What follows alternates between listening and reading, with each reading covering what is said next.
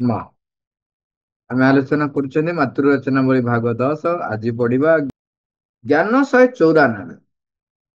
ଆମ ପ୍ରାଚୀନ ମହାକାବ୍ୟର କବି ବାଲ୍ମୀକି ଏକ ନ୍ୟାୟପୂର୍ଣ୍ଣ ଏବଂ ଜ୍ଞାନଦୀପ୍ତ ସମାଜ ବ୍ୟବସ୍ଥାର ବିଭିନ୍ନ ଲକ୍ଷଣ ମଧ୍ୟରେ କେବଳ ଯେ ସାର୍ବଜନୀନ ଶିକ୍ଷା, ନୈତିକତା ଏବଂ ଆଧ୍ୟାତ୍ମିକତାକୁ ଅନ୍ତର୍ଗତ କରିଛନ୍ତି ତା ନୁହେଁ, ମାତ୍ର ସେ କଥା ମଧ୍ୟ କହିଛନ୍ତି ଯେ ସେହି ସମାଜରେ ଏପରି ଜଣେ କେହି ନଥିବେ ଯିଏ କି ମୋଟା ଭାତ ଖାଇବାକୁ ବାଧ୍ୟ ହେଉଥିବ। ଜଣେ କେହି ମୁକୁଟହୀନ କିମ୍ବା ଅନଭିଷିକ୍ତ ହୋଇ ରହିନଥିବ, କିମ୍ବା କେହି ହେଲେ ଭୋଗବିଳାସର ହୀନ ଓ ନୀଚ ଦାସ ହୋଇ ଆଦୌ ବାସ କରୁନଥିବ। ଦେଖନ୍ତୁ, ଏଇ ଭାରତ ବର୍ଷର ସମୃଦ୍ଧତା ଥିଲା। କଣ ଥିଲା ସେଠି?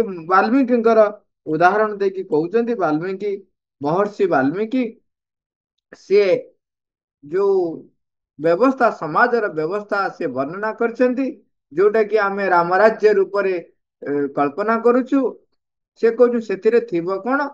ସାର୍ବଜନୀନ ଶିକ୍ଷା ଥିବ, କେହି ଜଣେ ବି ଶିକ୍ଷାରୁ ବଞ୍ଚିତ ନଥିବେ। ସେଠି ସେ ଲେଖୁଛନ୍ତି, ତାପରେ କହୁଛନ୍ତି କଣ? ଯିଏ କି ମୋଟା ଭାତ ଖାଇବାକୁ ବାଧ୍ୟ ହେଉଥିବ, ଏମିତି କେହି ନଥିବେ।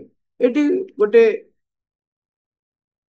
କାବ୍ୟିକ ଭାବରେ କହୁଛନ୍ତି ଯେ ଯୋଉମାନେ ଗରିବ ସେମାନେ ସାଧାରଣତଃ ମୋଟା ଭାତ ଖାଆନ୍ତି।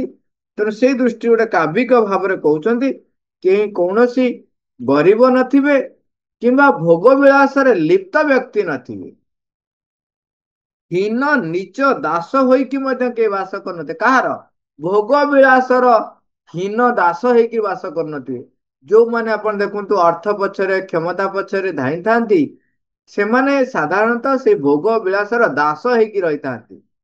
ଆପଣ ଦେଖିବେ ସେ ପ୍ରକାର ବ୍ୟକ୍ତି ମାନେ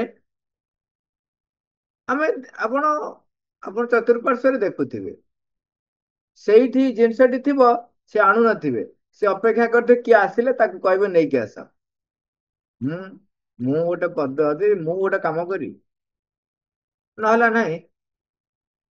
ଏମିତି ଏଇ ପ୍ରକାର ଧାରଣା ଥାଏ। ତାମାନେ ସେମାନେ ଭୋଗ ବିଳାସର ହୀନ ଦାସ। ଏପରିକି ଆମେ ଦେଖିଛୁ, ସମସ୍ତେ ଦେଖିଛନ୍ତି, କେତେକ ବ୍ୟକ୍ତି ଥାନ୍ତି ପୋଷାକଟିଏ ଘର ମାନଙ୍କ ଯେତେବେଳେ ଏ ପ୍ରକାର ସିଚୁଏସନ ଦେଖେ, ମତେ ଭାରି ଭଲ ଲାଗେନି। କୌଣସି ଗୋଟେ ଘରେ, କୌଣସି ଜାଗାରେ, ଯୋଉଠି ବି ହଉ, ପୋଷାକଟିଏ ମୁଁ କାଢିଲି, ତାକୁ ଏମିତି ଫିଙ୍ଗି ଦେଇକି ପଳେଇବି। କାହିଁକି? ସେ ଆସି ଉଠେଇବ ନାହିଁ, ମୁଁ କାହିଁ ଉଠେଇବି? ନିଜ ପୋଷାକ, ତମେ ପୋଷାକଟି ଓହ୍ଲେଇଲ, ତାକୁ ନେଇକି ଯଥାସ୍ଥାନରେ ରଖ। ନାଇଁ, ଇଏ ହଉଛି ଗୋଟେ ଦାସତ୍ୱ ଭାବ ନିଜର। ଏଠି ସିଏ ଭାବୁଛି ମୁଁ ମାଲିକାନାତ୍ୱ ଭାବ ମୋର।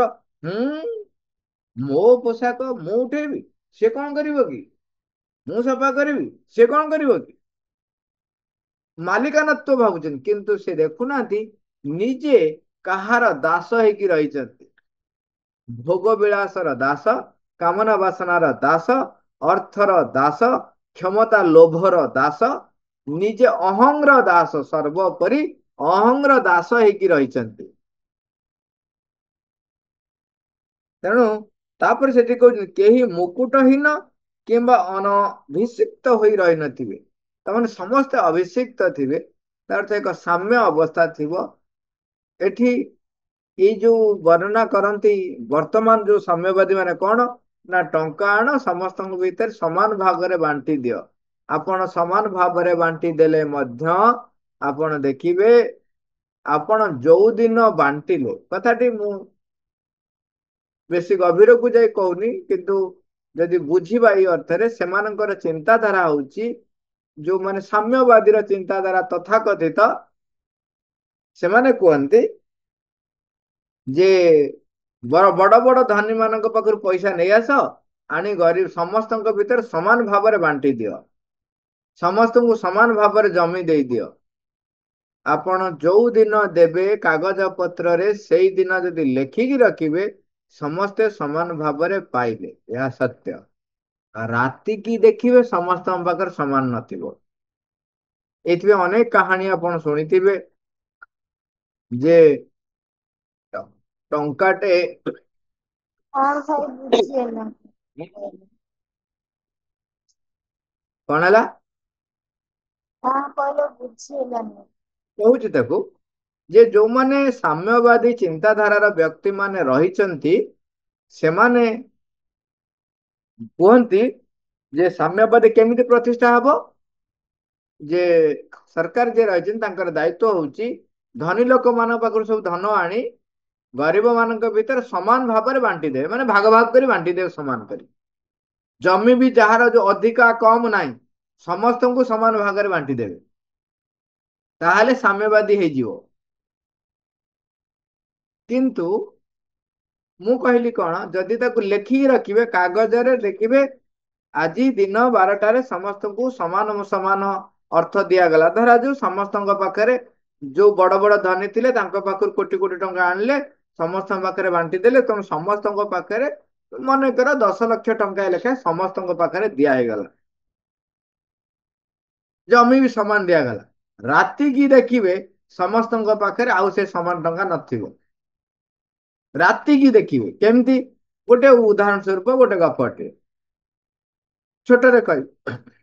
ଜଣେ ବ୍ୟକ୍ତି ତାଙ୍କର ପୁଅ ପୁତ୍ର ମାନଙ୍କୁ ଚିହ୍ନିବା ପାଇଁ କଣ କଲେ, ସମସ୍ତଙ୍କ ହାତରେ ଟଙ୍କାଟେ ଦେଲେ, କହିଲେ ଯାଅ ଏଇ ଟଙ୍କାଟେ ଆଜି ତମ ଦିନର ହଉଛି ସମ୍ପତ୍ତି, ସମସ୍ତ ସମ୍ପତ୍ତି, ତମେ ଟଙ୍କାଟା ନେଇକିରି ଆଜି ଦିନଟା ଯାକ ଚଳିବ।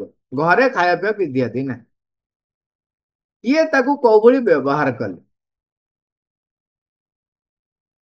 ଜଣେ ନେଲା, ତାକୁ ଟଙ୍କାଟାରେ କିଛି ଜିନିଷ ଆଣିଲା, ତାକୁ କଣ କଲା ନା ଅଧିକ କରି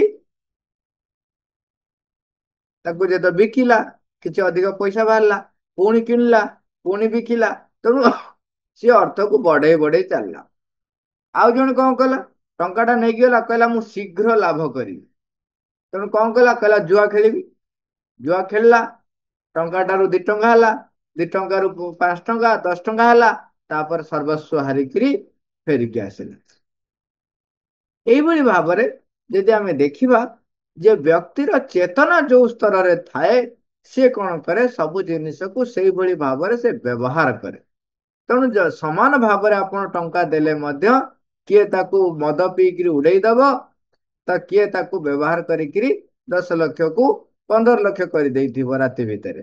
ଆଉ କିଏ ତାକୁ 10 ଲକ୍ଷକୁ ଜୁଆ ଖେଳରେ ଖେଳିକି ସର୍ବସ୍ୱ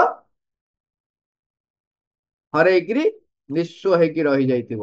ତେଣୁ ଆପଣ କେତେ ଚେଷ୍ଟା କରିବେ କାହାକୁ ସାମ୍ୟ ଅବସ୍ଥାକୁ ଆଣିବା ପାଇଁ? ତେଣୁ ଚେତନାର ପରିବର୍ତ୍ତନ ନହେଲେ ଏସବୁ ହୁଏ ନାହିଁ। କିନ୍ତୁ ଏଥିପାଇଁ ମଧ୍ୟ, ଚେତନାର ପରିବର୍ତ୍ତନ ପାଇଁ ମଧ୍ୟ ଏକ ଶିକ୍ଷା ବ୍ୟବସ୍ଥା ସେତିକି ସୁଦୃଢ ହବା ଦରକାର। ସେଥିପାଇଁ ତା ଭିତରେ ବାଲ୍ମୀକି ଯୋଉ ବର୍ଣ୍ଣନା କରିଛନ୍ତି ସମାଜ ବ୍ୟବସ୍ଥା, ସେଥିରେ ଶିକ୍ଷା, ନୈତିକତା, ଆଧ୍ୟାତ୍ମିକତାକୁ ଅନ୍ତର୍ଗତ କରିଛନ୍ତି ଏବଂ ଶାସନ ବ୍ୟବସ୍ଥାକୁ ମଧ୍ୟ ସେହି ଅନୁରୂପ ତିଆରି କରିବା କଥା ସେ ବର୍ଣ୍ଣନା କରିଛନ୍ତି। ଯୋଉ ଶାସନ ବ୍ୟବସ୍ଥାରେ ଯିଏ ଶାସକ, ତା ଭିତରେ ମୁକୁଟ ଯୁକ୍ତ ହବାର ଏକ ଭୋଗ ବିଳାସର ସେ ହୀନ ନିଚ ଦାସ ହେଇନଥିବ, କିମ୍ବା ସେ ଏପରି ବ୍ୟବସ୍ଥା କରିନଥିବ ଯାହା ଦ୍ୱାରା ଯେ ଯାହା ଭିତରେ ପ୍ରେରଣାର ଉତ୍ସ ଆସୁଛି, ଆର୍ଥିକ ଅଭାବ ରହିଛି, ସେ ଯେପରି ସୁଯୋଗ ହରା ନ ହୁଏ, ତା ପାଖରେ ଯେମିତି ସୁଯୋଗ ପହଞ୍ଚେ, ସେ ଦାୟିତ୍ୱ ମଧ୍ୟ ଶାସକର ରହିଥିବା ଦରକାର। ଯୋଉଟା କି ବାଲ୍ମୀକି, ମହର୍ଷି ବାଲ୍ମୀକି ତାଙ୍କର ଜ୍ଞାନ ଦୀପ୍ତ ନ୍ୟାୟପୂର୍ଣ୍ଣ ସମାଜ ବ୍ୟବସ୍ଥାର ଲକ୍ଷଣ ରୂପେ ବର୍ଣ୍ଣନା କରିକି ଯାଇଛନ୍ତି।